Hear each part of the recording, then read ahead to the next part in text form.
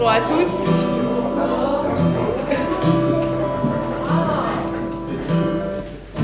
Nous allons commencer le culte. Bienvenue dans la maison du Seigneur. Amen. Amen. Ce matin, nous sommes là pour célébrer le nom de notre Seigneur, pour pouvoir, dans la joie, recevoir et louer son nom, recevoir sa présence. Parce que simplement, il est bon de louer le Seigneur. Il est bon de louer le Seigneur parce qu'il est grand, parce qu'il est toujours rempli d'amour envers nous. Et c'est ce que nous voulons faire ce matin, comme le psaume 66, du verset 1 de nous dit: poussez des cris de joie, vous tous les habitants de la terre. Chantez de gloire, vraiment chanter la gloire de son nom.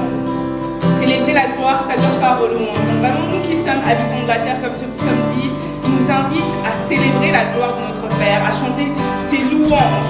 Et vraiment, dans sa louange, nous trouvons la paix, nous trouvons la joie, nous trouvons l'amour de notre Père. Et donc, je vous invite à vous lever pour pouvoir louer son nom, pour pouvoir chanter sa gloire et vraiment recevoir la joie du Seigneur qui nous donne lorsque nous élevons son nom. Amen. Amen. Amen.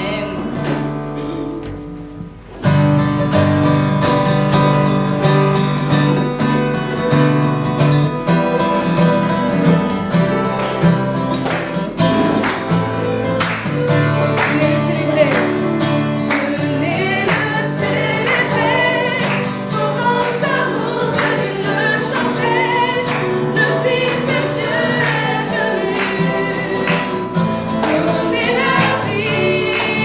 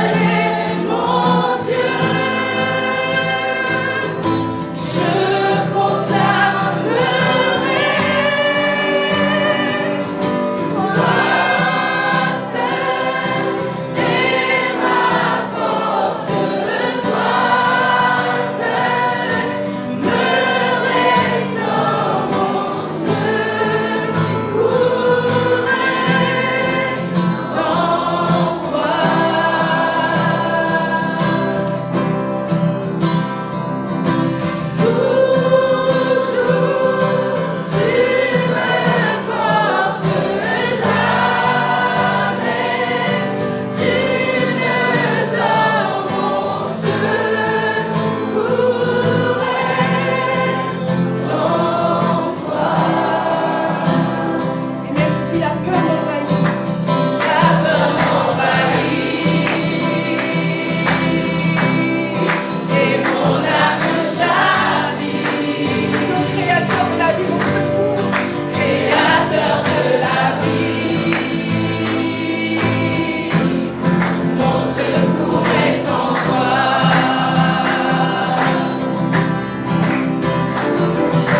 Je lève les yeux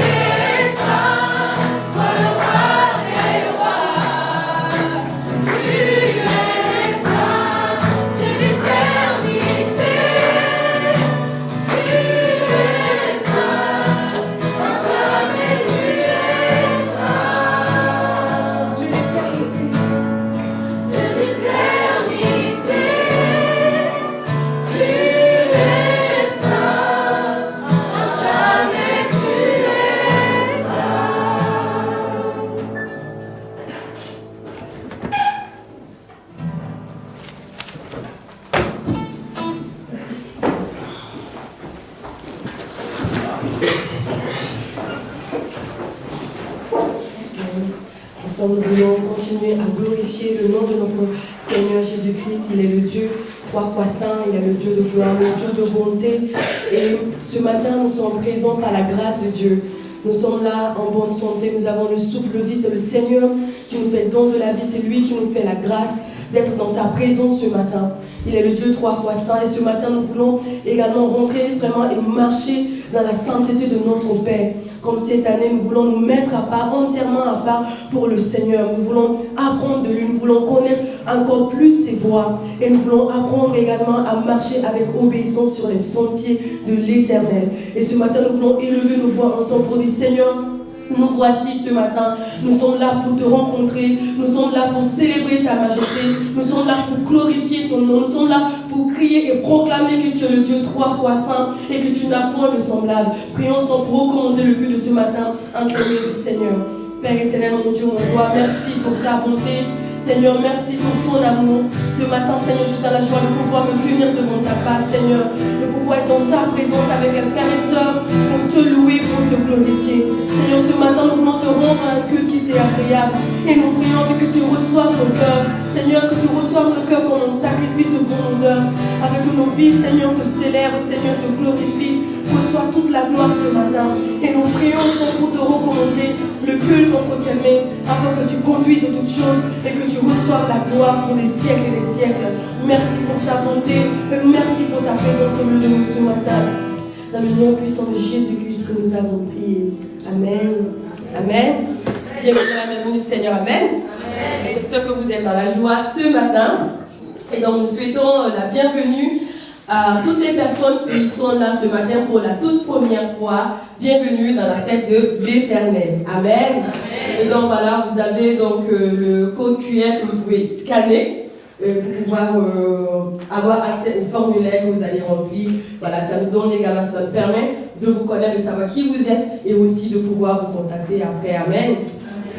Donc voilà, et concernant les différents programmes donc, de l'église, nous avons 2 cultes maintenant depuis le 2 juin. Donc le premier à 10h et le deuxième à 17h. Amen. Nous continuons à prier pour le deuxième culte avec le Seigneur vraiment bénisse ce temps également que nous passons dans sa présence. Et tous les vendredis soirs à 19h30, donc c'est le jour donc de jeûne et prière. Et vendredi prochain, nous allons prier pour l'évangélisation, nous allons prier pour les campus universitaires de Lille et nous allons prier également pour l'implantation d'églises dans d'autres villes où le Seigneur nous conduira. Amen. Et nous croyons que le Seigneur va agir et il a déjà commencé à agir et nous voulons encore mettre notre foi en action. Et les lundis soirs, nous nous retrouvons aussi sur Zoom. Donc il y a la réunion fait, c'est la réunion des hommes et c'est à 20h.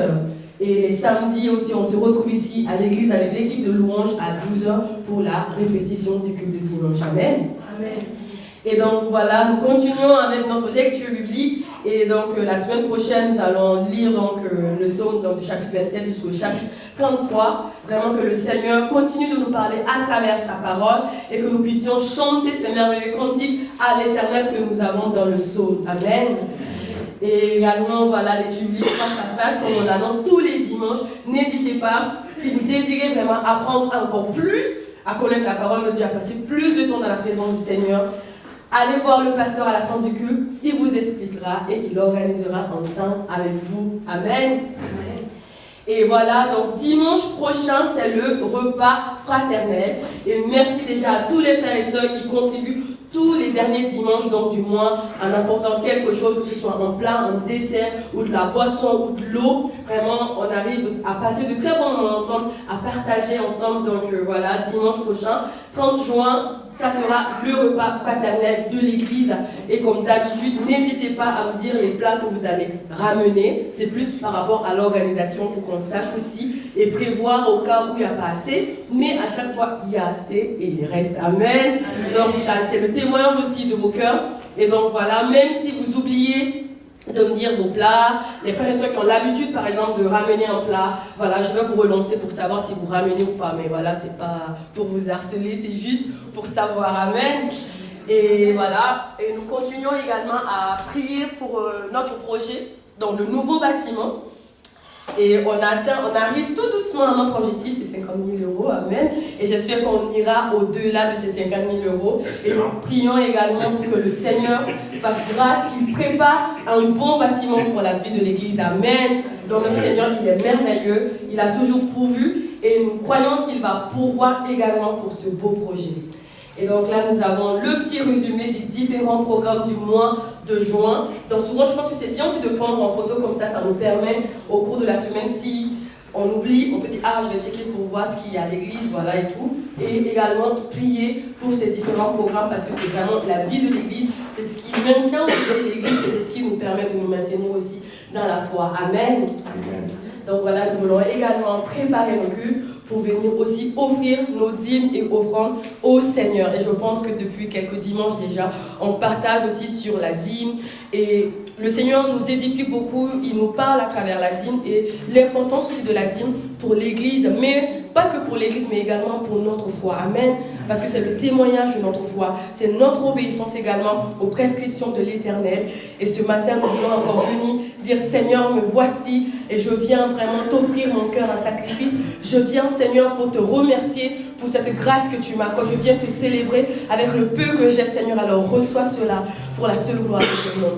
Donc je vais prier pour que nous puissions préparer nos cœurs et venir offrir nos dîmes et offrandes à notre Père. Seigneur éternel, mon Dieu, mon roi, merci pour ta bonté, merci pour ton amour. Seigneur, tu es bon, tu es merveilleux, tu es glorieux. Tu es la même qui pourvoit à nos besoins. Et Seigneur Jésus-Christ, ce matin, nous voulons encore déclarer et témoigner que tu es le maître de notre vie et que tous les demandes de nos vies, Seigneur, te sont soumis. Éternel, mon Dieu, mon roi, notre temps, notre argent, absolument tout. Et nous voulons glorifier ton nom, Seigneur, ce matin. Alors nous prions afin que tu reçoives ces dîmes et offrandes pour la seule gloire de ton nom. Et merci de continuer à bénir la vie de mes frères et sœurs. Reçois la gloire dans le nom puissant de Jésus-Christ que nous avons prié. Amen. Amen.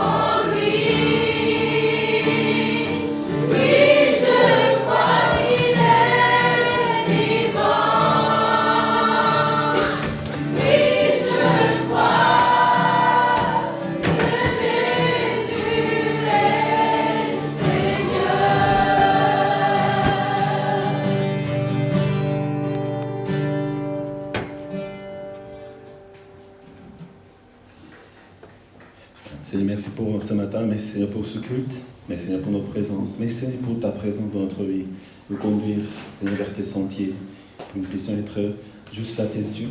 Et Seigneur, prends Seigneur plaisir de ce culte, que nous puissions te glorifier en ton nom, Seigneur. Je prie au nom de Christ. Amen. Alléluia. Bonjour, que Seigneur vous bénisse. Vous pouvez saluer que ça nous soit bienvenue dans la maison du Seigneur.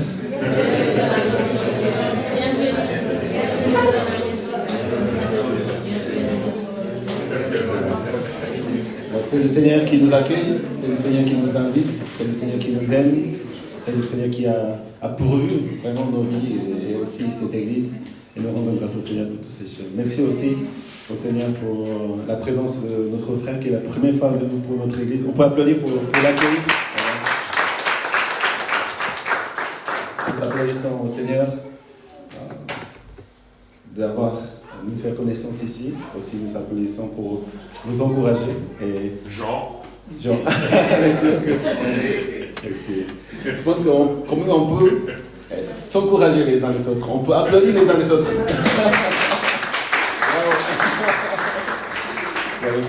Nous avons tous vécu une semaine dans la foi, dans le Seigneur. Et tous, vous avez une vie qui glorifie le Seigneur, qui n'est pas toujours facile. Beaucoup d'épreuves, beaucoup de projets, beaucoup de choses que nous devons accomplir et vraiment faire que notre vie aille dans le sentier du Seigneur, qui glorifie le Seigneur. Et le Seigneur sait combien des choses que vous traversez dans la vie chaque année. Amen. Le Seigneur connaît tout ce que vous vivez, tout ce que vous faites, comment vous aimez le Seigneur et comment vous voulez avancer dans le moyen du Seigneur, comment vous voulez être arrière le Seigneur. Et le Seigneur compte sur ça. Le Seigneur ne compte pas sur nos résultats, nos choses que nous sommes capables de faire. Mais le Seigneur voit notre cœur. Amen. Continuons à aimer le Seigneur, continuons à glorifier le Seigneur, continuons à aimer les uns les autres aussi. Amen. Allez-y, alors, dites au nom du Seigneur.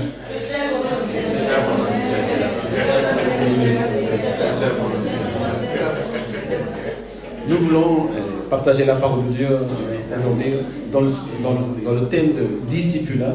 Donc c'est notre quatrième, pour nous c'est la quatrième valeur, mais c'est une des 5 valeurs que nous avons à cœur de mettre en pratique dans la vie de l'Église. Donc pour nous lever, pour accueillir la parole de Dieu, pour honorer la parole de Dieu dans notre cœur.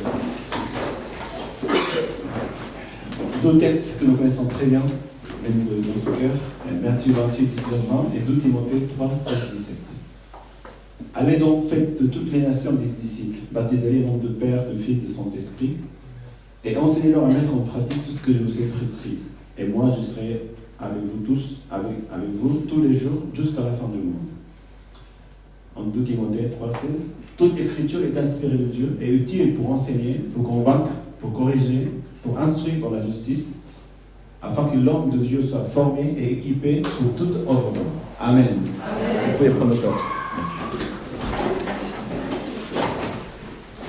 Nous voulons méditer cette parole et d'autres paroles de Dieu que nous allons méditer ensemble au sujet de apprendre le discipulat. Le mot discipulat veut dire apprentissage. Donc, ça n'a pas beaucoup sens de dire apprendre le discipulat, mais c'est d'apprendre d'être un disciple. C'est d'apprendre l'apprentissage d'être disciple, finalement. Et nous connaissons aussi que, dans ce mot français, apprendre veut dire que j'apprends pour moi-même, mais aussi je apprends aux autres en même temps.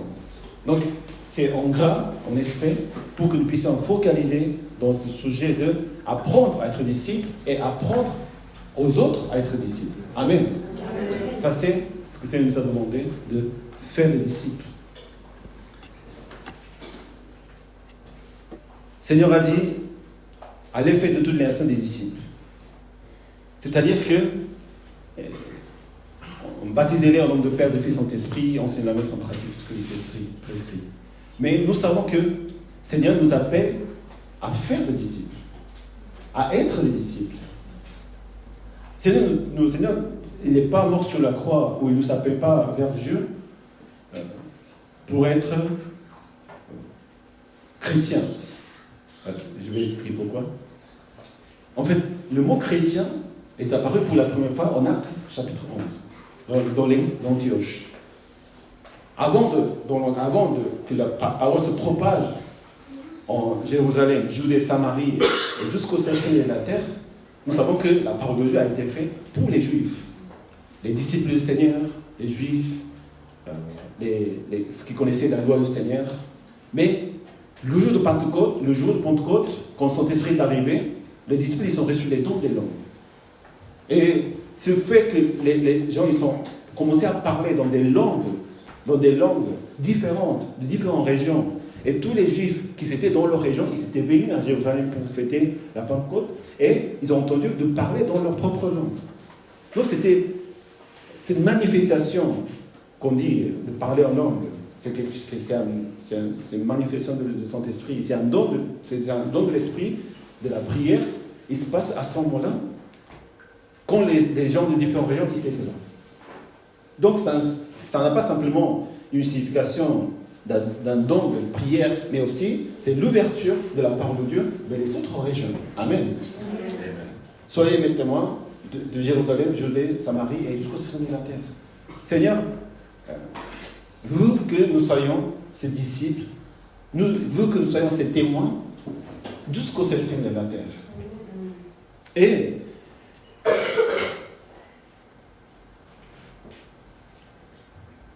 parfois, grâce, je ne sais pas où on peut dire grâce, mais à cause de la persécution de Néron, la grande persécution dans les premières églises, les disciples, les juifs, les gens qui croyaient en Dieu, ils devaient partir de Jérusalem vers les autres régions pour se sauver simplement.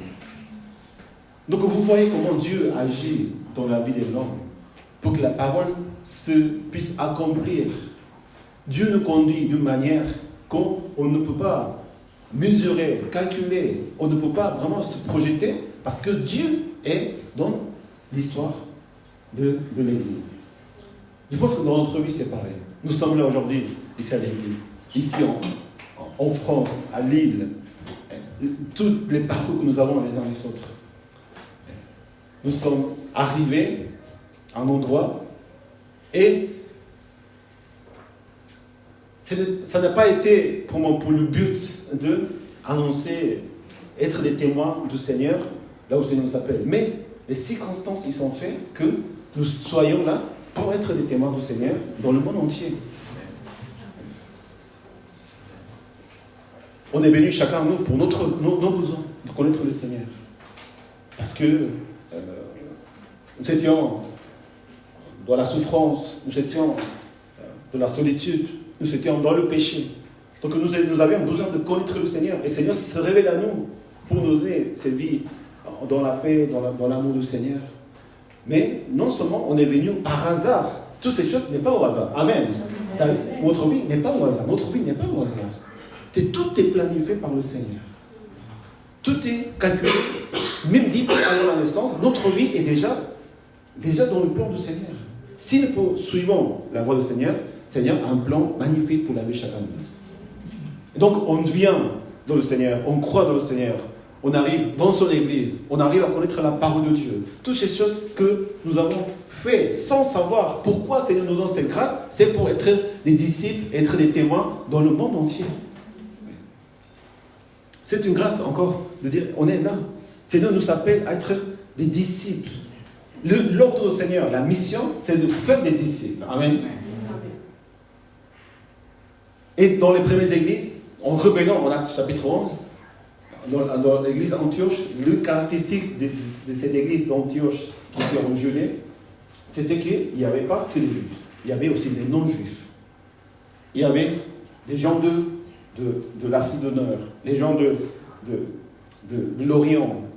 Il y avait de toutes sortes de personnes qui étaient ensemble. Donc les disciples du Seigneur, au début, tout le monde s'appelait disciples. Quand on voit les Actes chapitre 2, quand Pierre il prêche, 3000 sont devenus des disciples. Les disciples, ça veut dire celui qui apprend de maître, celui qui appartient au maître, celui qui a un lien particulier avec le Seigneur. Mais les non-juifs qui étaient là, ils ont reçu le Saint-Esprit. Donc, Pierre qui avait vu cette vision de manger des choses impures. Et le Seigneur a dit non, il faut manger. Parce qu'on croyait tous que Dieu était pour les Juifs. Dieu était que pour les siens. Mais Dieu, ce n'est pas dans son plan. Dieu veut que nous soyons des témoins jusqu'à cette trinité de toutes les personnes, toutes les cultures, toutes les nationalités, toutes les ethnies sont appelées par Dieu. Donc, cette parole de Dieu, ça commence à s'accomplir peu à peu dans l'église Antioche. Donc, pour différencier entre les disciples du Seigneur, les apôtres, qui étaient les fondateurs, qui étaient vraiment qui ont commencé la vie de l'église dans la chambre de Marc, et tous les disciples qui étaient ensemble, les non-juifs qui s'est adhérés à l'église, qui se convertissaient, on les appelait chrétiens.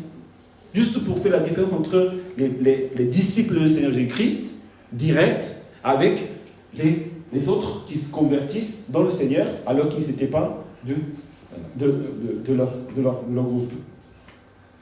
Mais finalement, tous, ils deviennent maintenant les disciples du Seigneur. Est-ce qu'on fait la différence entre être chrétien ou être disciple? Allez, allons-y dire, nous sommes tous des disciples du Seigneur. Nous sommes tous des disciples du Seigneur. Déjà, c'est important de bien différencier, bien mettre en clair qu'il n'y a pas de disciples et les non-disciples. Il n'y a pas les chrétiens, les disciples. Ils ne sont pas différents. C'est un seul mot, un seul terme, une seule définition pour toutes ces personnes qui croient dans le Seigneur et acceptent le Seigneur en tant que Jésus-Christ comme Sauveur et Seigneur. Donc nous sommes tous dans la maison du Seigneur. Amen. Nous sommes tous dans la maison des disciples du Seigneur. Et nous devons apprendre, et nous devons désirer même d'être les disciples du Seigneur. La définition des disciples. Avant de parler de la définition d'être disciple que le Seigneur nous enseigne, le Seigneur est apparu aux 11 disciples qui étaient en Galilée, sur la montagne que Jésus leur avait dessinée. Et quand ils le virent, ils se prosternent devant lui. Mais quelques-uns d'eux eurent des doutes. Nous savons que Thomas, il avait des doutes parce qu'il n'avait pas vu le Seigneur ressusciter. Est-ce que c'est le Seigneur? Est-ce qu'il est ressuscité vraiment? Non, il n'est pas le Seigneur. Je n'étais pas là, présent quand il était apparu. Les disciples, ils ont dit non, il est vivant, il est ressuscité. Mais les disciples, ils avaient mal à croire à ces choses. Mais même à ces disciples qui avaient des doutes sur le Seigneur qui était ressuscité, le Seigneur donne cette mission de faire des disciples. Parfois, nous avons des doutes. Parfois, nous sommes hésitants. Parfois, est-ce que je suis quelqu'un qui peut être moi-même disciple du Seigneur? On a tellement la foi, tellement petite, tellement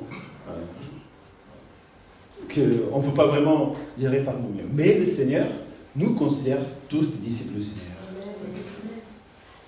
C'est de nouveau pas que simplement quelques-uns qui marchent dans la voie, qui obéissent la parole de Dieu, qui aiment le Seigneur. Mais le Seigneur veut que tous ils soient des disciples du Seigneur, qui vivent dans la voie du Seigneur. Le Seigneur ne nous abandonne jamais. Amen. Le Seigneur leur dit, allez faire des disciples. Mais le Seigneur parle aux disciples. Donc, il faut d'abord définir ce que les disciples. Alors Jésus dit à ses disciples, si quelqu'un veut être mon disciple, qu'il renonce à lui-même, qu'il cherche de sa croix et qu'il me suive. Amen. Amen. Nous connaissons tellement bien, nous avons tellement parlé de ces choses, à l'église, dans nos vies, dans les études bibliques, dans tout ce que nous faisons. C'est renoncer à soi-même, porter sa croix et de suivre le Seigneur. Ça c'est en Matthieu chapitre 16. En Luc chapitre 14, le Seigneur explique un petit peu différemment, un peu plus précisément sur le fait de renoncer soi-même. Des grandes foules faisaient une route avec Jésus et il se tourna et leur dit, si quelqu'un vient à moi, sans me préférer à son père, sa mère, sa femme, ses enfants, ses frères et sœurs, et même à sa propre vie, il ne peut pas être mon disciple.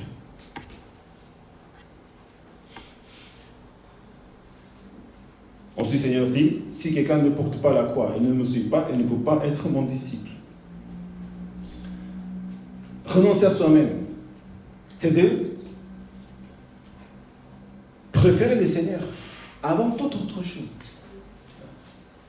C'est-à-dire, c'est d'abord le Seigneur. Je vis pour le Seigneur. Parce qu'il est mon Seigneur. Pourquoi on doit préférer, même de sa propre vie, même sa propre famille, pourquoi on doit préférer le Seigneur? Parce que c'est Dieu qui m'a donné ma famille. C'est Dieu qui m'a donné la vie. Donc si on change la place de Dieu, avec tout ce que je préfère, tout ce que j'aime, même tout ce qui est le plus important dans le Seigneur, c'est la famille. Même ces choses ne doivent pas être au-dessus du Seigneur. Parce qu'il est le Seigneur. Amen.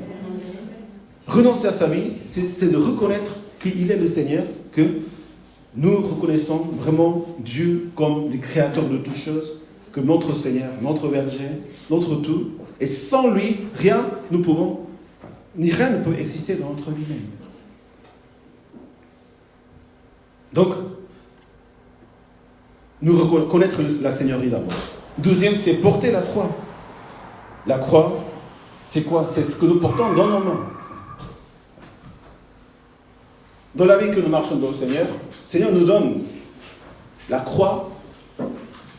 C'est notre mission même. Seigneur est venu pour mourir sur la croix. Amen. Et en mourant sur la croix, il a vaincu le péché, il a donné la vie à tous les hommes qui croient en lui. De la même manière, Seigneur nous demande de porter la croix.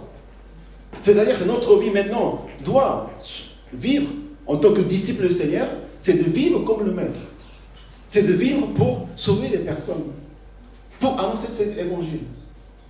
Quelle est ta croix? Notre vocation, notre métier, notre don, notre vie personnelle, tout ce que le Seigneur nous a donné pour porter dans notre main. Nous vivons en portant la paix que le Seigneur nous a donnée pour apporter cette croix aux autres personnes. En Éphésiens 2, chapitre 2, verset 8, il s'est humilié lui-même en faisant preuve d'obéissance jusqu'à la mort, même la mort sur la croix. Quand le Seigneur nous appelle, nous donne une mission précise. C'est-à-dire, en portant la croix, c'est de faire des disciples finalement, à travers la croix que le Seigneur nous donne. Et nous devons obéir à ces paroles du Seigneur en portant la croix nous-mêmes. Ayons la croix dans notre vie. Amen. Et troisième, c'est suivre le Christ. C'est quoi de suivre le Christ? Qu'est-ce que veut dire? Maintenant, nous reconnaissons le Seigneur comme notre Seigneur de toutes choses. Donc, nous vivons pour le Seigneur. Nous croyons dans le Seigneur. Et nous avons un nouveau but de la vie, qui est la croix. C'est annoncer cette parole, annoncer cette bonne nouvelle aux autres personnes. Et de pouvoir que les autres y reviennent dans le Seigneur. Troisième, c'est de suivre le Seigneur. Qu'est-ce que de suivre le Seigneur? Chacun, nous vivons, chacun sa vie. Nous vivons notre vie. Mais en suivant le Seigneur, précisément, que veut dire cette parole?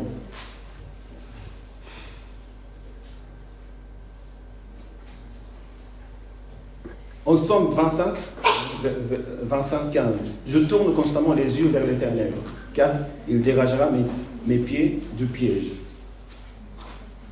Donc cette expression de regarder l'Éternel, souvent on regarde le ciel, on regarde quelque chose, mais où est le Seigneur? Où est le Seigneur? On marche avec quelqu'un endroit, mais où est le Seigneur? Comment on sait qu'on suit le Seigneur? Suivre le Seigneur, finalement, c'est de obéir à ses commandements. Amen. Je suis les pas du Seigneur. Mais le Seigneur n'est plus là. Mais le Seigneur, il est où? Dans la parole de Dieu. Amen. Jésus, il était le Logos. Il était la parole. Ça nous précise encore que la parole de Dieu, aujourd'hui, c'est la présence de notre vie. Amen. Si je veux dire, si je veux suivre Jésus-Christ, il faut suivre la parole de Dieu. Amen. Lisons la parole de Dieu. Amen. Méditons la parole de Dieu. Quand vous lisez la parole de Dieu, vous êtes en train de suivre Jésus-Christ. Oui, je change mes comportements. Je suis le Christ. Je décide, comme la parole de Dieu m'enseigne, je suis le Christ. Quel est le chapitre le plus long de la Bible? J'ai vu que vendredi, que vous aimez les questions. Quel est le chapitre le plus long de la Bible? Bravo, mesdames. Nous sommes en train de lire les psaumes à l'église. Combien de versets? 150. Combien? Les psaumes est dans 150 chapitres, ça c'est vrai, mais combien de versets dans le psaume 119? Vous pouvez chercher. 176. Ouais. Bon, c'est pas très important les chiffres, c'est juste comme ça. Mais si vous lisez les 176 chapitres de ces chapitres de la Bible, dans chaque verset, il y a le mot qui décrit la parole de Dieu. Dans chaque verset, il y a la parole de Dieu. Comment ça se fait? Dieu va dédier un chapitre le plus long pour dire combien d'important c'est la parole de Dieu pour la vie croyante. Nous savons que la parole de Dieu c'est la plus importante. Mais il aime bien prêcher la parole de Dieu.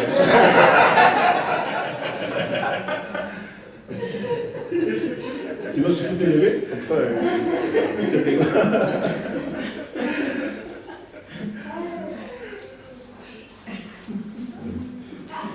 Excusez-moi. Je ne suis pas si doué pour. Dieu va dire de 167 manières différentes pour dire qu'il faut s'accrocher à la parole de Dieu. Rien que ça. On sait combien d'importance c'est la parole de Dieu pour la vie des disciples. La parole en Somme, un exemple, c'est en Somme 119, 105.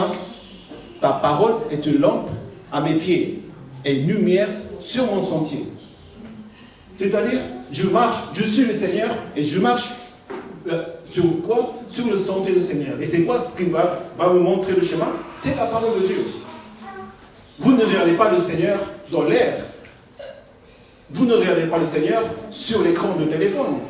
Vous ne regardez pas le Seigneur, que le Seigneur, il n'est pas au ciel physique. Le Seigneur, il est dans la parole de Dieu. Nous rencontrons le Seigneur dans la parole de Dieu. Nous exprimons le Seigneur dans la parole de Dieu. Et la lampe illumine qu'une partie de notre vie. Les pas que nous devons marcher chaque jour. C'est pour ça que c'est la lampe. Parce que la lampe illumine que chaque petite partie de ta vie. Chaque jour, chaque pas doit être guidé par le Seigneur. Amen. Lisons la parole de Dieu. Amen. La parole de Dieu n'est pas difficile. N'est pas difficile. Vous savez, Timothée, quand Paul lui dit, il a appris de son enfance la parole de Dieu, il avait à l'âge de 23 ans. Comme Esther. Je ne sais pas ce qu'elle dit. J'espère que ce sera la parole de Dieu. Mais la parole de Dieu est tellement simple, est tellement vraie, que même les enfants de 3 ans, ils peuvent comprendre. Apprendre le disciple-là, ça se fait à travers la parole de Dieu. L'église, on est là pour nous encourager à apprendre la parole de Dieu. Le pasteur, il est là pour encourager, à faire comprendre, à faire convaincre. Mais dès qu'on lit la parole de Dieu, Saint-Esprit nous convainc, Saint-Esprit nous apprend, Saint-Esprit nous enseigne la parole de Dieu. Comment vivre en tant que disciple du Seigneur. Amen. Amen. Il n'y a pas d'excuse devant la parole de Dieu. Il n'y a pas d'excuse. Tout le monde doit comprendre. Tout le monde peut comprendre. Tout le monde peut marcher dans le Seigneur parce que la parole de Dieu nous est donnée. En Somme chapitre 1, l'heureux homme qui ne suit pas les conseils des méchants, qui ne s'arrête pas sur la voie des pécheurs et ne s'assied pas en compagnie des moqueurs, mais qui trouve son plaisir dans la loi éternelle et la médite jour et nuit. Il ressemble à un arbre planté près d'un cours d'eau, il donne son fruit en sa saison. Et son feuillage ne se flétrit pas, tout ce qu'il fait lui réussit. Le portrait de cet homme juste, c'est le portrait d'un disciple du Seigneur. Et c'est quoi cet homme? Qu'est-ce qu'il fait pour réussir dans sa vie? Qu'est-ce qu'il fait pour marcher dans le sentier du Seigneur? Il mérite de jour et nuit la loi du Seigneur. Il prend plaisir à lire la parole de Dieu. Amen. Ne lisez pas la parole de Dieu. Oh, il faut lire parce que le pasteur dit ou... c'est déjà bien. Mais ne lisez pas la parole de Dieu comme si il faut lire pour lire. Il faut la lire et prendre plaisir dans sa parole. Parce que le Seigneur ne donne pas à prendre les choses. N'arrêtez pas de lire jusqu'à ce que vous preniez plaisir de vraiment lire la parole de Dieu.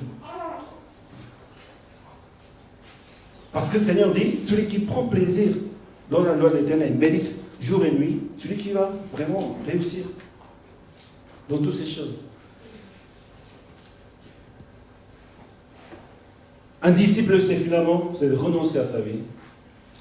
Et le Seigneur dit en Luc chapitre 14, 33, ainsi qu'aucun de vous, moins de renoncer à tout ce qu'il possède, ne peut être mon disciple.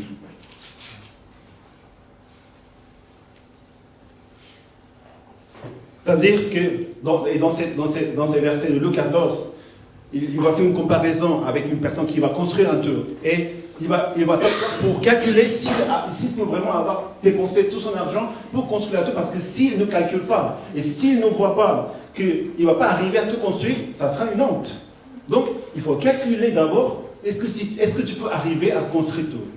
La même chose, un roi qui a 10 000 soldats, avec un autre roi qui vient combattre avec lui, avec 20 000 soldats. Donc, avant de s'engager au combat, il va examiner, il va analyser, il va examiner s'il faut combattre, il peut gagner. S'il ne peut pas combattre, il ne peut pas gagner, qu'est-ce qu'il faut faire? Il faut faire la réconciliation. Donc, Seigneur nous demande, si vous voulez être disciple, il faut calculer, il faut examiner tout notre cœur. Est-ce que je peux renoncer à tout ce que je possède pour le Seigneur? Ça, c'est la vraie question d'être disciple. Est-ce que je veux vivre pour moi ou est-ce que je veux vivre pour le Seigneur? Donc, je calcule, qu'est-ce que j'ai dans ma vie? L'histoire de Jean riche, le jeune riche. Il était riche, il était jeune à l'époque. Donc, ça veut dire que sa famille était riche. Il était riche, il était jeune. Et le Seigneur il lui a demandé, comment tu l'as fait pour hériter la vie éternelle? Le Seigneur dit, il faut obéir à ses commandements. J'ai obéi à tous ces commandements, mais il te manque une chose. Vends tous tes biens et suis-moi. Porte ta croix et suis-moi. Vendre tout ce qu'il a et renoncer à soi-même. Renoncer à ses biens, ça veut dire renoncer à soi-même, c'est de renoncer à tout ce qu'il possède. Amen. Renoncer à tout ce que j'aime. Amen. Renoncer à tout ce que je préfère. Amen. Est-ce que vous pouvez renoncer pour Dieu de tout ce que vous possédez? Parce que si on ne renonce pas à tout ce que nous voulons, nous aimons, nous ne pourrons pas être des disciples du Seigneur. Et si nous ne pouvons pas être des disciples du Seigneur, on ne peut pas réussir. On ne peut pas aller jusqu'au bout. On ne peut pas vraiment avoir la vie des disciples forts, épanouis, heureux. La vie qu'on voit, la vie de Jésus-Christ. Une vie complètement différente. Disciple, c'est de vivre comme le Maître. Amen. Ce n'est pas Jésus comme un portrait, une image, on regarde le Seigneur et on dit, ah, c'est le Seigneur, nous, on reste là. Ce n'est pas le but. Le Seigneur a passé 3 ans avec ses disciples pour qu'ils comprennent que vous devez faire comme moi. Vous pouvez faire comme moi. Amen. Amen. Faites des disciples. Il dit à ses disciples qui doutent en ce moment. Comment? Parce que vous pouvez y arriver. C'est ça le but, c'est ça l'objectif, d'apprendre à être des disciples du Seigneur. Et le jeune riche, tout triste, il s'en va. Parce qu'il ne peut pas renoncer à ce qu'il possède. On respecte tous les commandements du Seigneur. On obéit la parole de Dieu. On sert le Seigneur. Mais si tu ne renonces pas à toi-même, à ta vie, si tu veux faire vivre ta vie, tu la perds. Parce que quand on n'est pas des disciples du Seigneur, finalement, on perd le combat. On se perd dans le chemin. On choisit notre propre chemin, notre propre vie. Si tu ne peux pas renoncer à tout ce que tu possèdes, y compris toi-même, tu n'es pas un disciple du Seigneur. Amen. Il faut être disciple du Seigneur.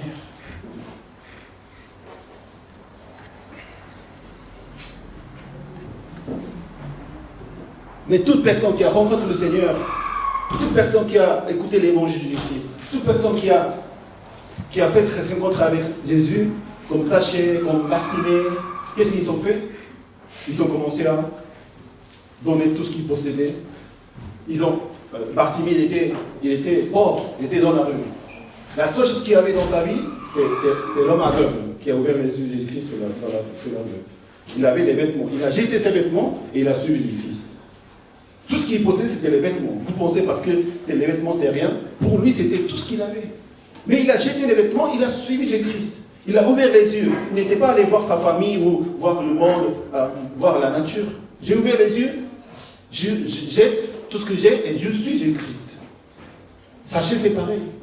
Sachez, il était riche. Il a commencé à distribuer de l'argent aux autres personnes. Et ce qu'il avait fait de tort, le 4 fois de plus de ce qu'il avait pris de leur argent. Et personne ne l'avait enseigné qu'il fallait faire ces choses. C'est-à-dire que quelqu'un qui rencontre le Christ, il va tout de suite renoncer à sa vie. Et qu'est-ce que finalement nous renonçons à nous-mêmes? Notre péché, notre égoïsme, notre passion, notre désir, parfois charnel, parfois vraiment pécheur, ces désirs qui éloignent le Seigneur. Le Seigneur nous demande de nous éloigner, de renoncer à tout ce qui est de mauvais pour notre vie. Amen. Amen. C'est ça. En effet, celui qui voudra sauver sa vie, la perdra, mais celui qui la perdra à cause de moi, la retrouvera. Qui servira-t-il à un homme de gagner le monde entier s'il perd son âme? Ou que pourra donner un homme en échange de son âme? Devenir disciple du Seigneur, c'est de retrouver sa vie dans le Seigneur. Quand tu rencontres le Seigneur, continuons, je ne veux plus être dans cette vie. Je veux vraiment vivre une vie spirituelle. Je veux avoir une relation avec Dieu qui est esprit. Mon esprit, maintenant je vis avec le Seigneur. C'est ça, la vie, ça commence. Tout ce qui est de corps, de physique, de matériel, ce n'est pas important pour nous. Amen. La richesse du monde, l'honneur, tout ce qu'on peut faire dans la société, tous les gens nous applaudissent, tout ce que les gens ils font, c'est pas de notre intérêt. Amen. De devenir le millionnaire, le plus millionnaire du monde, c'est pas notre intérêt. Avoir des millions de personnes qui nous suivent, c'est pas notre intérêt. Être président, c'est pas notre intérêt. S'il nous faut pour glorifier le Seigneur, le Seigneur vous donnera. Mais ce n'est pas notre intérêt. Notre intérêt, c'est de vivre notre vie de l'âme. Est-ce que votre âme, elle vit dans le Seigneur? Cette âme, elle vit de la parole de Dieu. Cette âme, elle vit en suivant la parole du Seigneur. Rien qu'autre que cela. C'est à cela que le Seigneur nous appelle à être.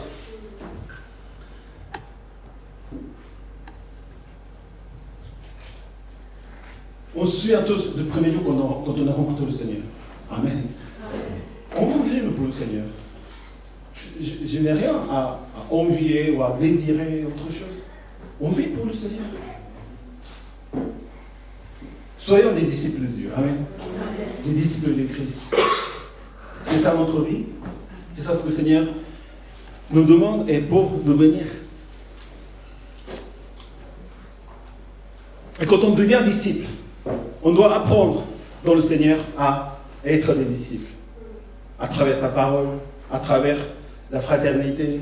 Le Seigneur nous apprend peu à peu, chacun sait pas, avec la lampe sous nos pieds. Sans que vous ayez la lampe sous vos pieds, vous ne pouvez pas marcher. Sans que la parole de Dieu ne vous éclaire pas, vous ne pouvez pas marcher. Nous faisons tout pour vous aider chacun de vraiment marcher dans le sentier du Seigneur. Continuez à marcher dans le Seigneur. Ensuite, le Seigneur nous demande d'apprendre aux autres, faire être des disciples. Allez, faites de toutes les nations des disciples. Allez, le verbe aller c'est impératif. Tous les verbes sont impératifs. C'est un ordre de Dieu pour les enfants de Dieu, pour les disciples. Maintenant que vous êtes des disciples, même si on n'y arrive pas vraiment à être des disciples du Seigneur veut, mais notre but c'est d'être des disciples du Seigneur. Amen. Amen. Quand on va à l'école pour apprendre, notre but c'est d'avoir les meilleures notes. Avoir des bonnes notes. Ça c'est un message pour les collégiens. Pour les lycéens. Notre but c'est pas d'aller à l'école pour s'amuser. Ce n'est pas juste de ne pas redoubler. C'est d'avoir la meilleure note. C'est pas grave si vous n'avez pas la meilleure note.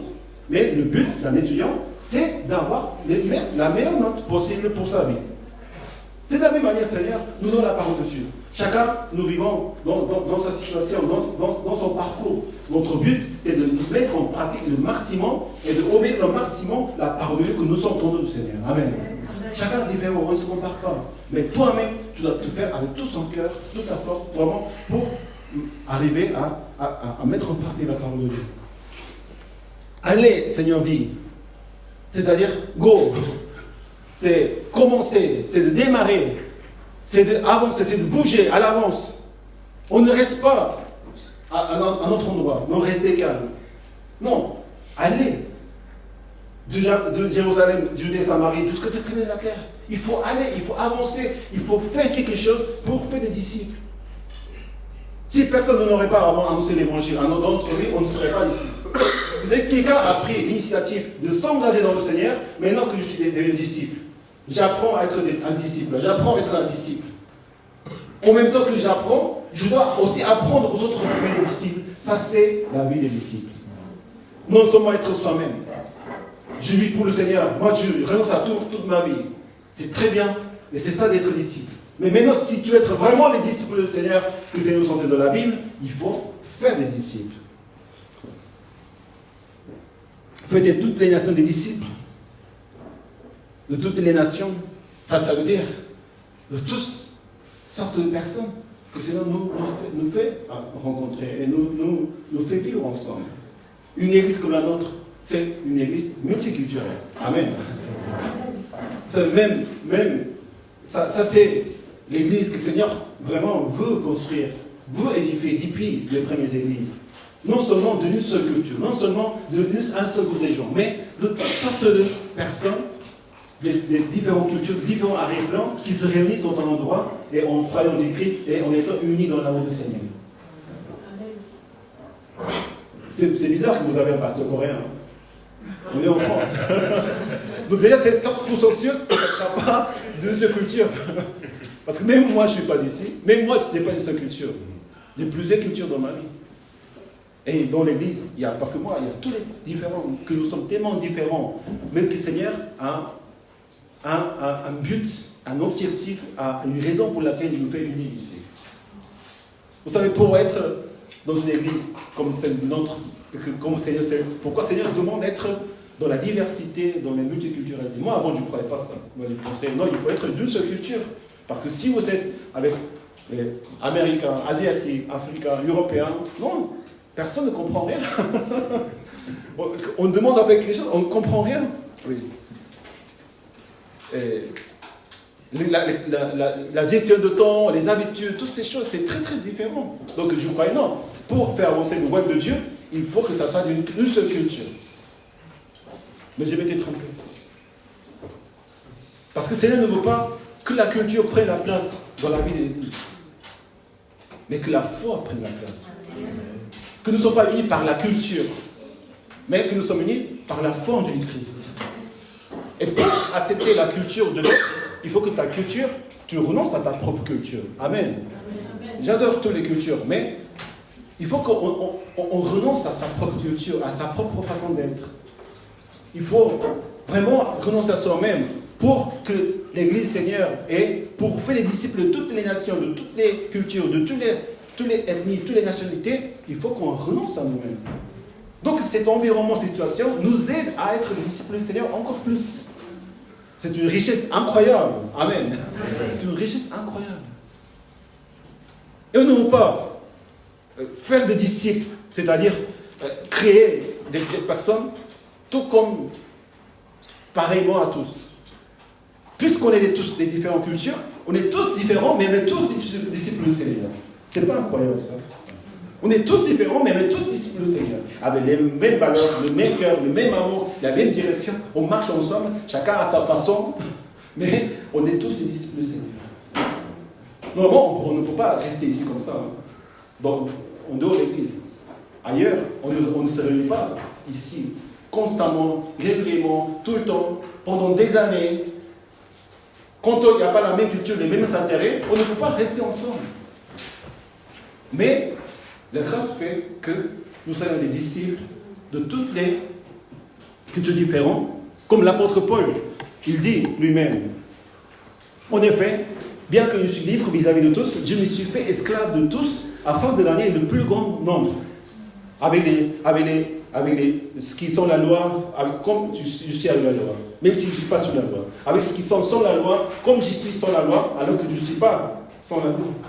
Allez, avec les faibles, je me suis fait faible pour gagner ces personnes. C'est quand on dit faire des disciples. Ce n'est pas fabriquer, ce n'est pas de faire quelque chose. Si vous voulez faire des disciples, il faut être des esclaves. Il faut être des serviteurs. Comment on veut faire des disciples? Waouh, quelle question! Comment on veut faire des disciples? Comment vous êtes devenu disciple aujourd'hui? Je pense, mais comment je suis devenu disciple? Comment je suis rentré dans la vie du Christ? Parce que quelqu'un nous a servi. C'est complètement notre notion de faire des disciples. En dominant sur la personne, en donnant des ordres. Non, le Seigneur ne nous a pas enseigné à faire ça. Le Seigneur a lavé les disciples, l'épée des disciples, pour servir, pour donner, pour qu'ils deviennent les disciples du Seigneur. Faites de même que moi je vous ai fait. Comme l'apôtre Paul, il va devenir esclave, alors qu'il était un homme très très puissant. Docteur de loi, citoyen romain, la connaissance, il avait la zèle vraiment pour persécuter les chrétiens, il a rencontré le Christ, il avait la sagesse, il avait tout ce qu'il fallait. C'était un homme assez, vraiment puissant. Mais il rejette toutes ces choses, il renonce à sa vie pour devenir esclave des autres. Pourquoi? Parce que c'est la seule manière de faire des disciples. C'est la seule manière que nous devons faire ici à l'Église. Si vous voulez obéir et faire des disciples, il faut servir les frères et sœurs. Non seulement les frères et sœurs, bien sûr, mais on commence par servir le Seigneur dans la maison du Seigneur. Et ensuite, nous allons faire des disciples dans le monde entier, jusqu'aux 7 coins de la terre. Nous devons d'abord apprendre à apprendre le disciple, c'est-à-dire apprendre à servir et conduire, pour pouvoir aider les autres à devenir des disciples du Seigneur. Même si je suis disciple, si je n'apprends pas à aider les autres à faire des disciples, on ne peut pas être des disciples, de vrais disciples du Seigneur. Apprenons à servir, amen. Apprenons à être des disciples du Seigneur. Baptisez-les au nom de Dieu, au nom du Père, du Fils et du Saint-Esprit. Le but, ce n'est pas le baptême. Le but, ce n'est pas le baptême, mais le but, c'est faire des disciples. Et pour faire des disciples, il faut qu'il y ait le baptême. C'est-à-dire que la personne, il rencontre le Seigneur. Mais le baptême, on fait le baptême quand on prend le Christ en tant que Seigneur et Sauveur. Quand on a rencontré le Seigneur. C'est-à-dire, on enseigne la parole de Dieu, on apprend sur le baptême et on doit savoir pourquoi nous prenons le baptême. Tu prends le baptême. Seigneur nous enseigne à faire le baptême. Pourquoi? Pour devenir des disciples du Seigneur. Même si nous ne pouvons pas tout faire déjà à la naissance, parce que le baptême, c'est la naissance, si je suis prêt, si je suis d'accord, et si je veux vraiment suivre celle du Christ, si je veux vraiment renoncer à moi-même, et également, il faut qu'il y ait un changement de cœur.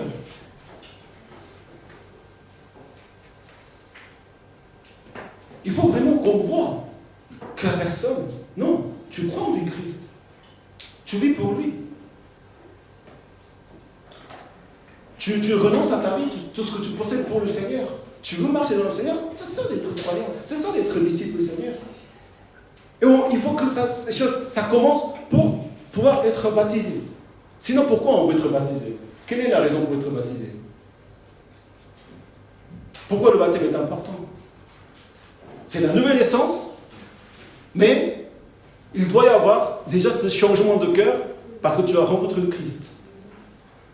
On ne rencontre pas le Seigneur parce qu'on prend le baptême. Le baptême, c'est après que nous avons rencontré le Seigneur véritablement dans la vie de chacun de nous. Parce qu'être sauvé, être baptisé, être des disciples, c'est la même chose dans le Seigneur. Et nous devons être conscients d'être disciples du Seigneur. Donc, nous voulons nous baptiser pour être disciples du Seigneur. Enseignera à mettre en pratique tout ce que Dieu vous a prescrit. Nous avons lu en 2 Timothée chapitre 3, verset 16, pareillement. Toute écriture est inspirée de Dieu, utile à enseigner, convaincre, corriger pour instruire dans la justice, afin que l'homme de Dieu soit formé, équipé pour toute œuvre bonne. Et c'est quoi cette œuvre bonne?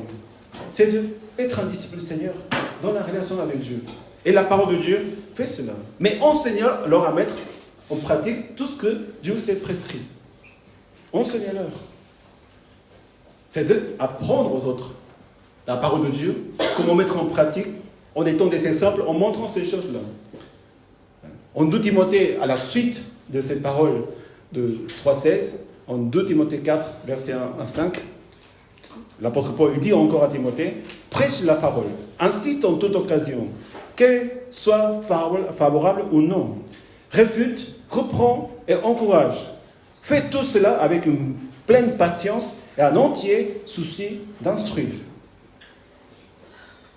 Paul accentue, parce que Paul il est en train de partir, donc il va bientôt avoir la fin de sa vie.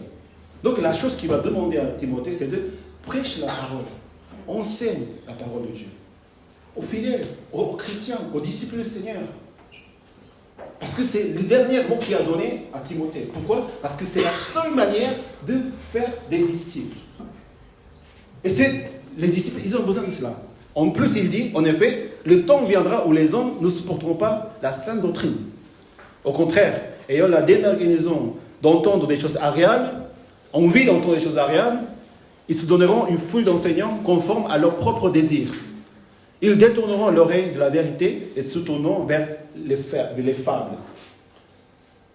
Aujourd'hui, même depuis le temps de Paul, les gens ne vont pas entendre la sainte doctrine. On a du mal à entendre la parole de Dieu. On ne veut pas apprendre la parole de Dieu. Simplement, on veut confirmer la parole de Dieu dans sa vie. Ah oui, ça c'est moi. Oui Seigneur, j'ai obéi tous les commandements. Est-ce que j'ai la vie éternelle?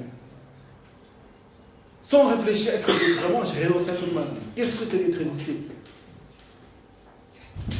Donc il y a un moment, l'apôtre Paul dit cela à Timothée parce qu'il pense à Timothée. Vous savez, Timothée était un jeune pasteur.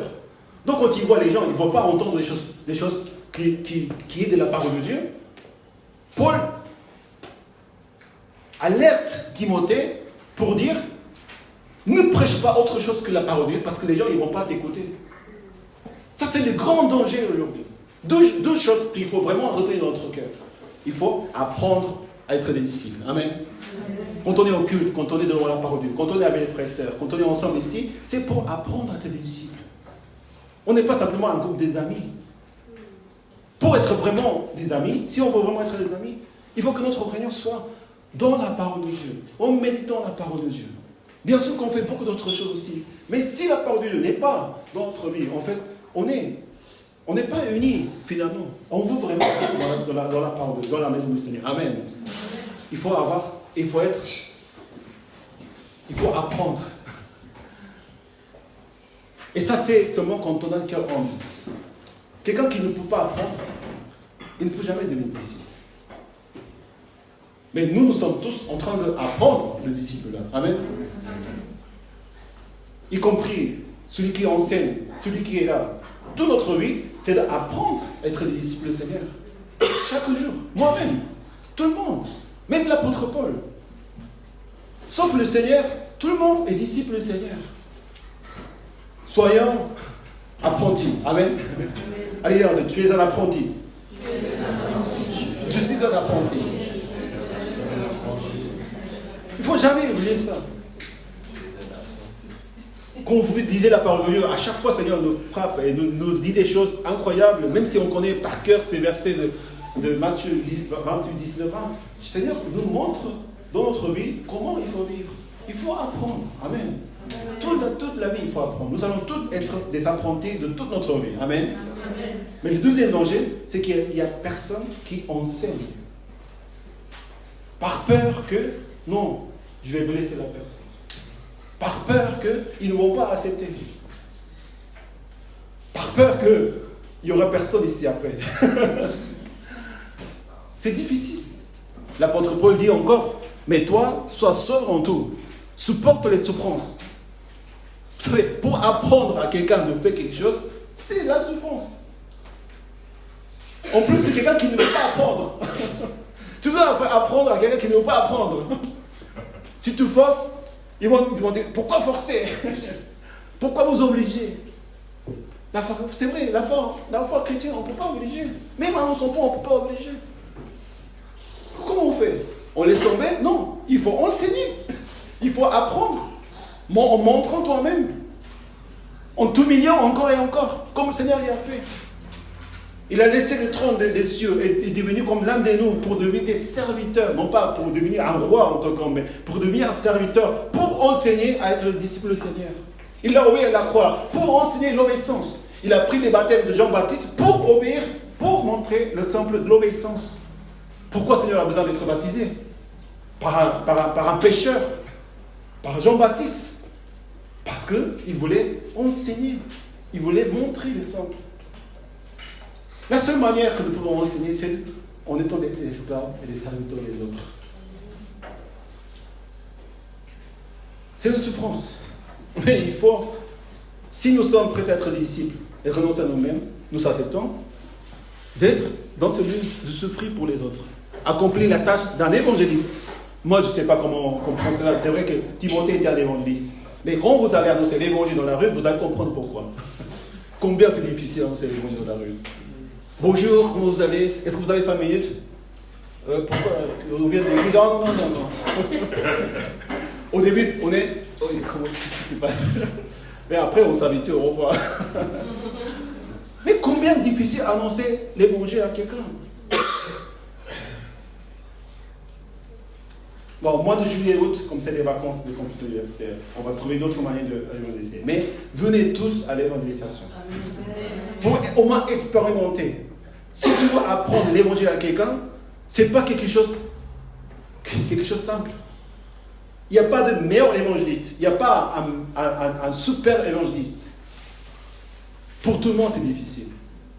Mais c'est à ce niveau-là qu'il faut aller à cœur pour apprendre. Il faut s'efforcer, il faut s'entraîner, il faut prier surtout, il faut vraiment se dédier à cela. Il faut que les gens voient autre chose dans ta parole. Avec 2-3 phrases, il ne faut pas rentrer sur les rythmes, mais ils voient ta façon d'être, ta manière d'agir, ton cœur. Quand on voit une personne, on sait qu'elle est, elle a quelque chose pour moi. Je veux connaître cette personne, je veux connaître ce qu'elle dit. Remplis bien ton ministère. C'est ce que demande à Timothée. Nous devons apprendre le discipulat à l'Église, à travers la parole de Dieu. Quand le Seigneur avait dit, je vais mourir et je vais ressusciter dans 3 jours, l'apôtre Pierre, après avoir dit qu'il était le Messie, le Fils de Dieu, et que le Seigneur allait dire, tu vas construire une église sur ce rocher, je te donne la clé des rois et des cieux. Et c'est grâce à cette parole que Pierre, il a prêché, il a ouvert les portes aux païens, aux grecs, et il a ouvert les cieux sur la tête, c'est vrai. Mais tout de suite après, le Seigneur a dit cela, et Pierre, il a pris à part, il a dit, non, Seigneur, ça ne t'arrivera pas. Qu'est-ce que le Seigneur lui dit? Satan, éloigne-toi de moi. Parce que ta pensée n'est pas celle de Dieu, mais c'est des hommes. Si, à l'église, nous ne sommes pas, nous apprenons la parole de Dieu, et nous ne faisons pas apprendre la parole aux autres, en fait, on ne peut pas être des disciples du Seigneur. À un moment, notre foi va s'affaiblir. On veut toujours écouter des choses agréables, des choses personnelles, de ma pensée propre. Les premières églises, qu'est-ce qu'ils faisaient surtout? Ils persévéraient dans l'enseignement des apôtres. Amen. 4 choses, ils persévéraient dans l'enseignement des apôtres, dans la communion fraternelle, dans la fraction de pain et dans les prières. C'est-à-dire qu'ils se réunissaient tout le temps à l'église. Aujourd'hui, beaucoup de personnes, ils disent non, l'église, c'est des dimanches. C'est lieu où on va faire le culte du Seigneur. Non, mais ce n'est pas simplement ça. Vous savez, nous on paye un loyer ici. Avec vos précieux dîmes et votre foi et votre cœur, votre générosité, on paye ce lieu. C'est-à-dire que ce lieu est notre maison. C'est là où nous venons, on ne paye pas l'entrée. On peut venir quand on veut. Amen. Ici, ce n'est pas la maison de quelqu'un, c'est la maison du Seigneur. Ici, nous retrouvons tous les frères et sœurs.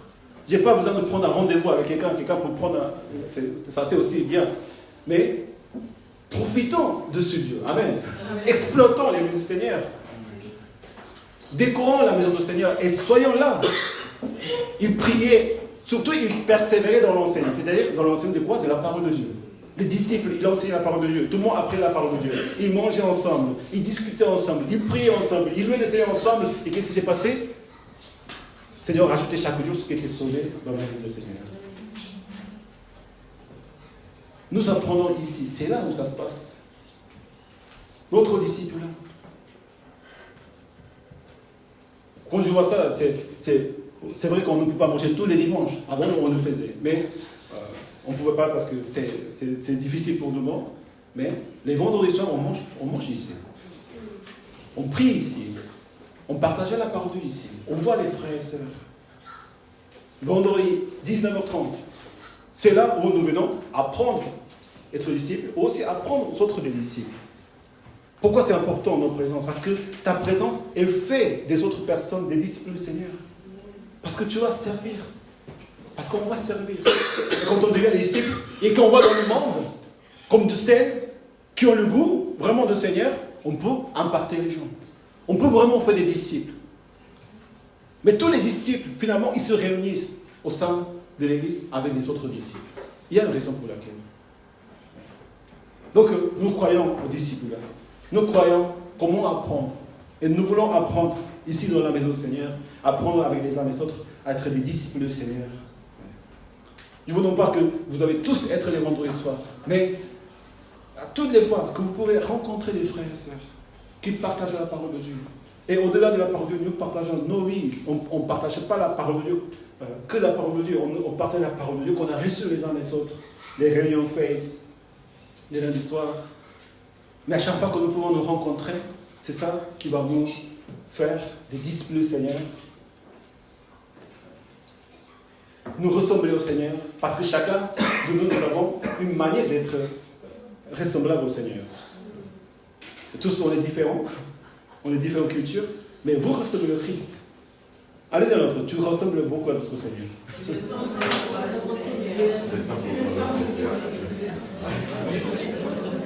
Et quand on est ensemble, on se contagie les uns les autres. Amen. Oui. Ici, il n'y a pas... Ça se contagie. Votre cœur se contagie. Votre foi se contagie. Et je me fais contagier par la foi des frères et sœurs. Et ma vie se transforme. Ma vie devient des disciples qui sont disciples. Si on reste... Personne dans la Bible reste tout seul.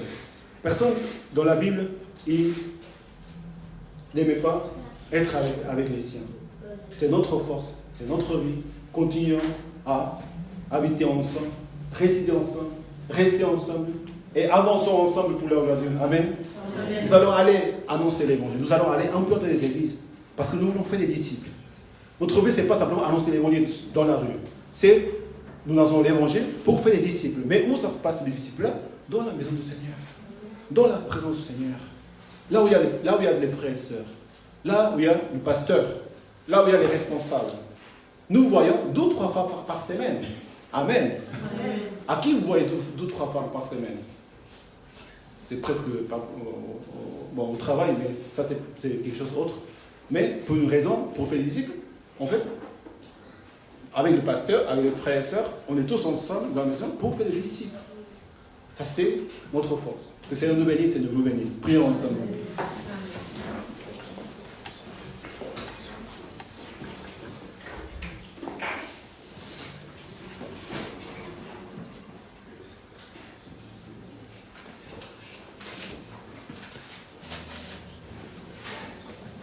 Combien nous sommes bénis de pouvoir apprendre du Seigneur, de la parole de Dieu et les autres.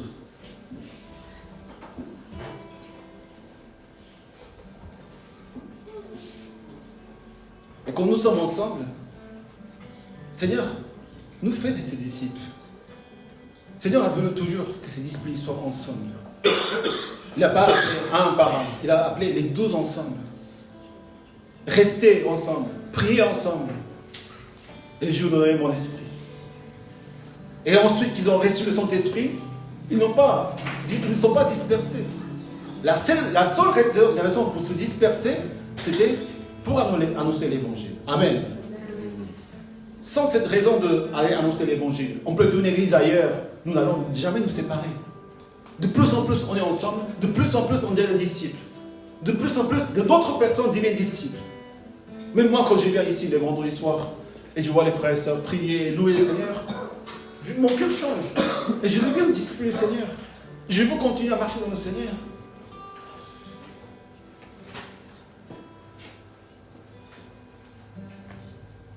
Si je ne suis pas encore disciple du Seigneur, si vous n'êtes pas encore disciple du Seigneur, apprenez à être disciple du Seigneur dans l'église. Et si vous avez décidé d'être disciple du Seigneur et de donner votre vie au Seigneur en renonçant à tout ce que nous possédons, en aimant le Seigneur, comme Jésus a demandé à Pierre, est-ce que tu m'aimes plus que tout ceci? C'est quoi tout ceci? Les 153 poissons, la nourriture. Est-ce que tu m'aimes plus que tout ceci? Et si nous aimons plus que tout ceci, tu es un disciple du Seigneur. Amen. Tu es enfin libre. Tu as gagné ta vie. Tu as gagné ton âme. Ta relation avec le Seigneur. Tu vis vraiment dans le Seigneur. Ça, c'est magnifique. Mais maintenant, il faut passer à l'autre étape. Apprendre aux autres à être des disciples. À travers ce que tu as appris dans le Seigneur, à travers ce que tu es dans le Seigneur. Seigneur, il ne faut pas que nous restions. Mais il faut aller vers les autres. En commençant par son église. Mais ici, ce n'est pas le but non plus. Mais on commence à encourager les frères et sœurs, à être encouragés par les frères et sœurs. Apprendre la parole de Dieu ensemble. Marcher ensemble. Continuer à changer notre vie ensemble. Pour que dans le monde, les gens ils puissent voir que nous sommes les disciples du Seigneur. Aimez-vous les uns les autres. Pour que les autres ils reconnaissent que vous êtes mes disciples. Si je ne suis pas entouré des frères et sœurs, si nous n'aimons pas, si nous ne sommes pas ensemble, nous ne pouvons pas être visibles dans le monde. Que Seigneur nous bénisse. Seigneur nous conduise. Seigneur bénisse cette église. Vraiment, cet endroit. Vous êtes tous les bienvenus. Vous êtes tous les disciples du Seigneur. Continuez à être des disciples dans la maison du Seigneur. Seigneur, conduis ma vie. Seigneur, conduis nos vies.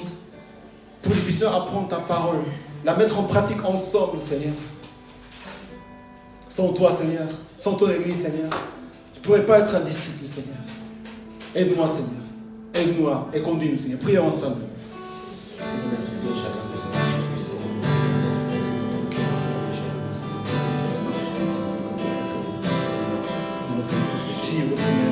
Jusqu'à la fin de nos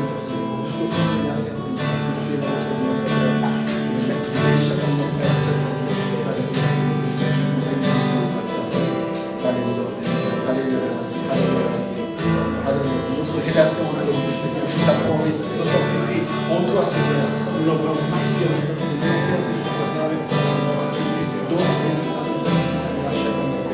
Merci de nous bénir les frères. Merci de nous bénir chacun de nous, Seigneur. À être des disciples de toi, Seigneur. À être des disciples de ton roi, Seigneur. À être des disciples de ton roi,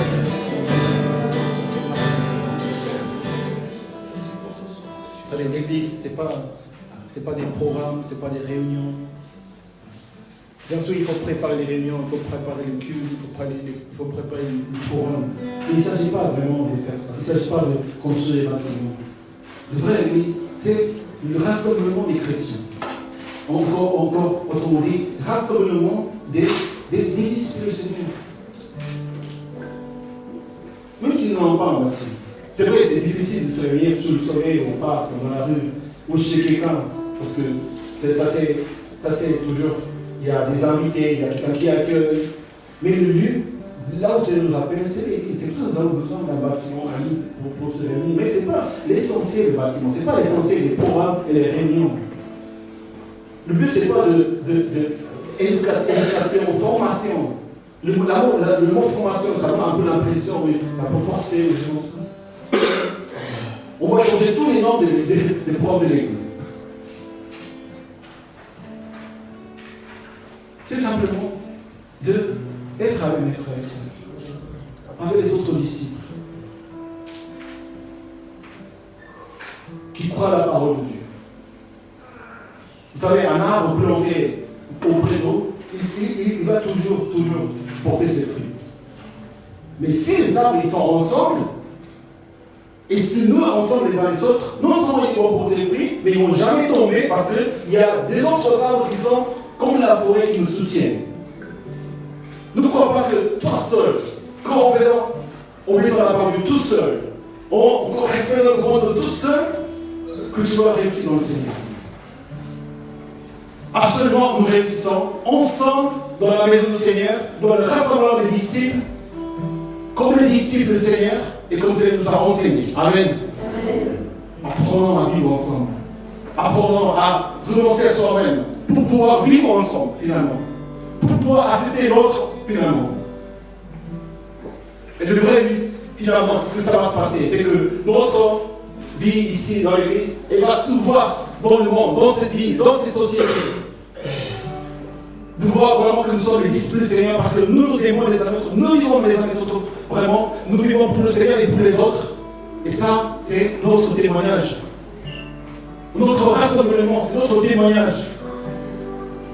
Je prie vraiment que le Seigneur remplisse sa maison avec les disciples. Que nous soyons ses disciples. Nous soyons là. Autant on peut rester ici, que nous soyons là. Et qu'un jour, que l'église soit ouverte tous les jours. Amen. Avec des canapés, avec des cuisines, avec des chaises confortables, avec chauffage, avec climatisation s'il faut, avec l'entrée, avec des endroits pour discuter ensemble, pour boire du café ensemble, de manger des sandwichs, des hamburgers, tout ce qu'on peut faire dans notre esprit pour vivre ensemble. Pour pouvoir gagner des âmes pour le Seigneur, des disciples dans le Seigneur. Et nous demandons vraiment que nous puissions prier pour la maison du Seigneur, pour que la parole de Dieu vraiment nous fasse ses disciples. Amen. Vive la parole de Dieu. Prions ensemble. Allez,